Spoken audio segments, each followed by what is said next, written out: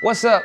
It's Josh Waters, and I'm here with Ashley E. and Amy Nicole, and I'm locked in with the Double Scoop. Stay tuned.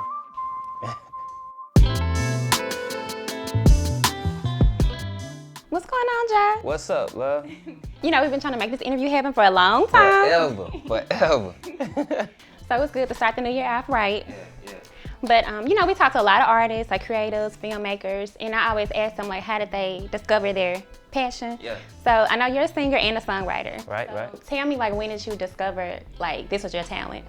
I would say probably when I was like 5 or 6, singing in the choir, you know what I'm saying? Moms and dad had me doing that, and I was like leading the song. So not just in the choir, but like, he gonna lead them. So that's when I realized that I could sing. My mother was a vocalist, you know what I'm saying? So I kind of grew up around it and gravitated towards it. But recording music professionally didn't start happening until I was like 14. So still fairly young.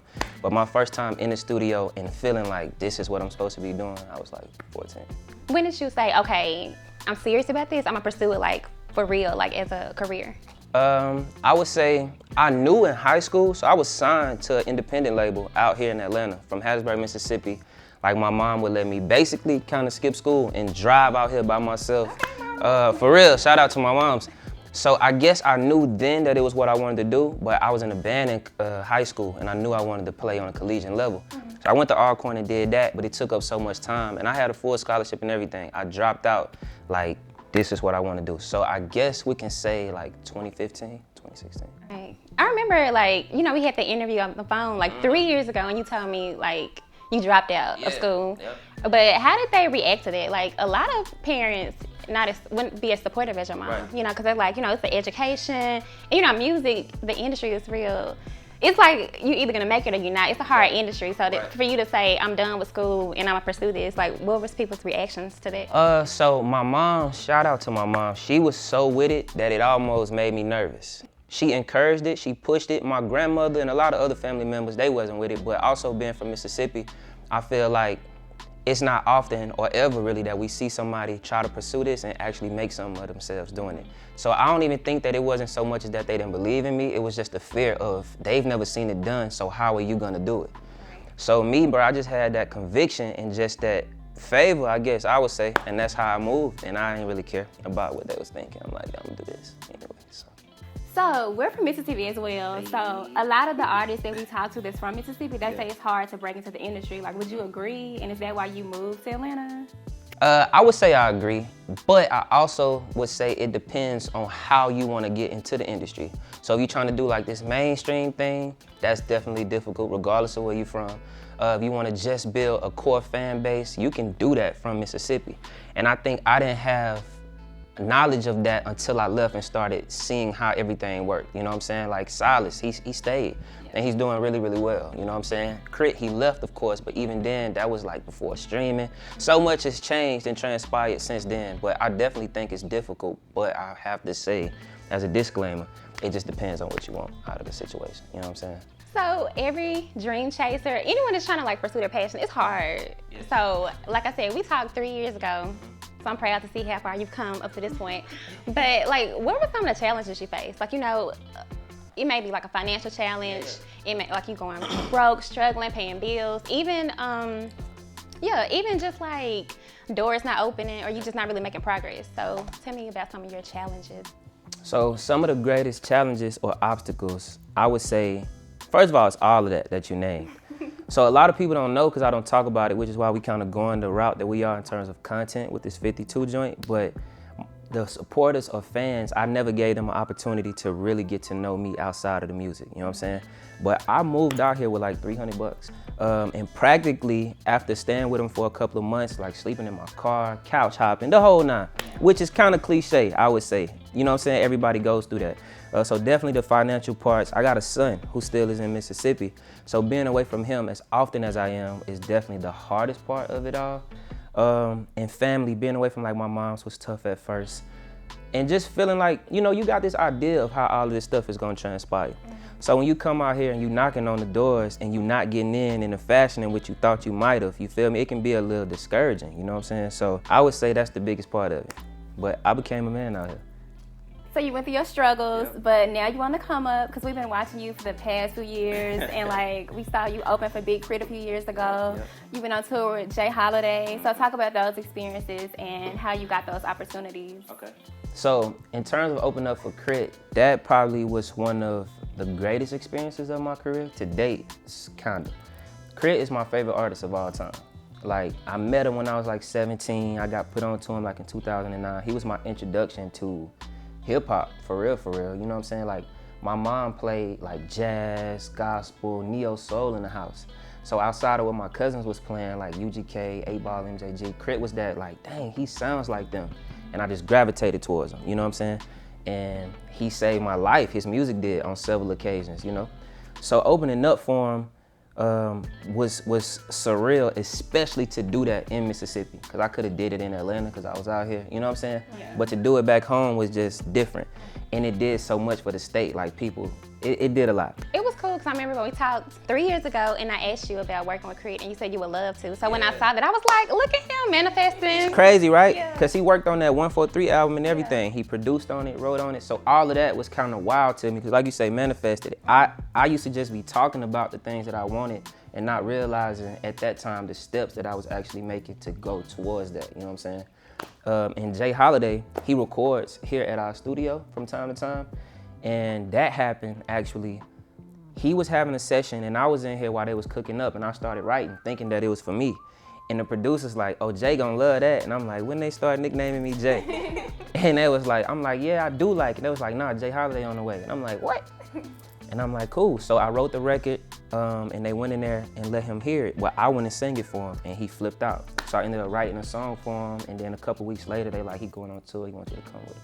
So let's talk about your sound. Like when I first heard you, I said, you know, you have a distinct sound and it kind of reminds me kind of like a little bit of like old school R&B, but still modern. Right. So how much has like old school R&B kind of influenced you? And how would you describe your sound? I would say old school R&B influenced me a lot. I'm just now starting to listen to what's current for the most part. Once it started to change and R&B started to sound like rap, I got confused and no shot, but I did, you know what I'm saying? And I grew up on like Tank and Erykah Badu and Jasmine and all of these people, and that's not even really old R&B, you know what I'm saying? I don't feel like I became a student and started going back until probably like a year ago, you know what I'm saying? And my sound, I would say we still finding it. Y'all gonna be really shocked at some of the records that y'all hear this year. I didn't want to put myself in a box. I didn't want people to start getting used to a certain something because with this generation, it's like our attention spans are so like, man.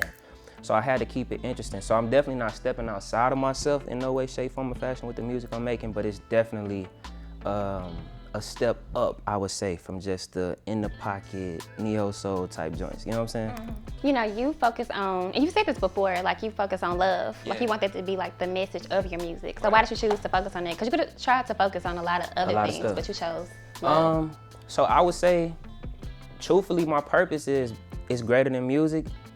It's kind of to preach to people. You know what I'm saying? But I don't really go to church. For real. Well, let me say I don't go to a traditional church. I'll say that. And I feel like God is love and love is unconditional acceptance.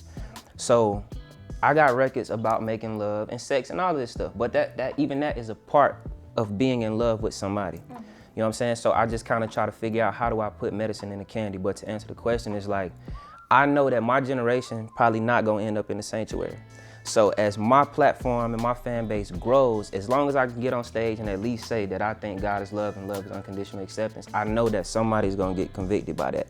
And whether it's backstage or whether it's on a post, they're gonna ask me, which will give me the opportunity to explain what I think or what I feel or how I arrived at that conclusion, you know what I'm saying? So I just feel like love is universal, just like music is universal. And I know that that'll be my way to connect to the people because I don't have a gimmick, I don't have like some trendy fashion statement and stuff like that. I guess I got people around me to assist with that. But I feel like we don't have superstars for real in this generation because anybody can blow up on social media. So when Mike and them was coming up, you couldn't just touch Mike or you couldn't open your phone and see Mike. You know what I'm saying? But I feel like I got the it factor. And what makes that a thing is just my authenticity and what it is that I choose to carry and represent. And that's love. I like that. All right, so speaking of music, you working on a new project. I know you released like Honey a couple of years ago, 143. So now this year you're doing a music campaign where you're dropping like one single a week for a year. That's a lot of music. And videos, right? Right. So for every four, I'm gonna answer. Go ahead. So just talk about like that project some more. So basically, I wouldn't even call it a project. I wanted to make noise this year, and we just figured, how are we gonna do that?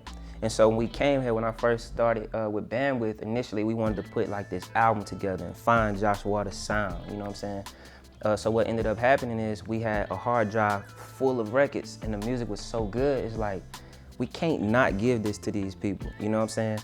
And we also didn't feel like it was time for us to put out an album because fan bases needed to grow. People needed to connect with me on a deeper level outside of the records, you know what I'm saying? So we looked up and we had over 50-something songs, and Willpower was like, man, we're gonna drop 52 records. And me and John, we looked at each other like, what?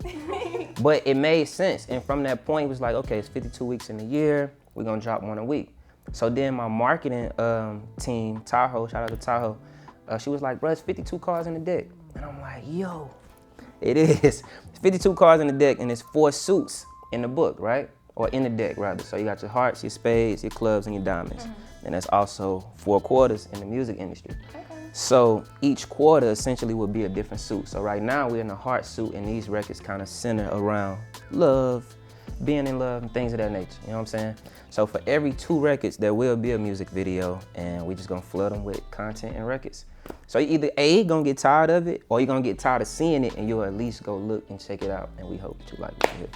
I like that concept. I love your new single, All Around the World. I have it on repeat. I love it. Shout out. You heard the second one?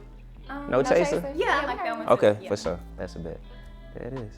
And you just shot a video for that one, right? Not No Chaser. We shot All around All Around the World, yeah. So speaking of All Around the World, we're going to check out a little sneak peek of it. All around the world and back I've been. Never have I seen something so beautiful. I was on the outside, you brought me back in. If love has changed, then I'm luckier than usual. The video was dope. Like, who came in and actually directed it and everything? So Kinfolk Productions, they shot it, and Willpower actually directed it. All right, Josh. So I don't know if you've seen other shows, but we have like a little double scoop segment. Okay. And what it is, it's like a lightning round. So we're gonna ask you like 5 or 6 questions. At the top of your head, just tell us like the first thing that comes to your mind. All right. And you know, don't think about it, just say it. Let's get it. I'm nervous. Let's do this. And it's just gonna be a way for us to get to know you, and then your fans, and maybe people who don't know you, to get to know a little bit more about you.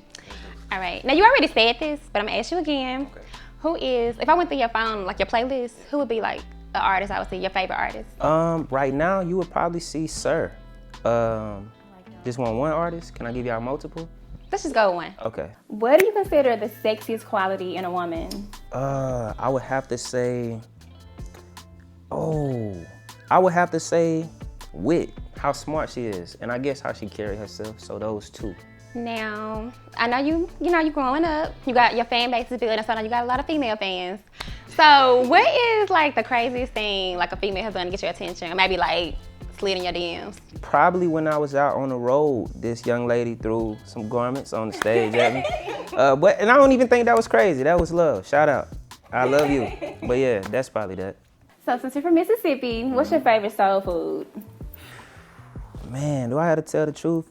I would have to say, oh man, chitlins. Exactly, right? My grandma is crazy, and I'm trying to like get off the pork, but I feel like once a year for New Year's, that's my like. I just can't get past the smell.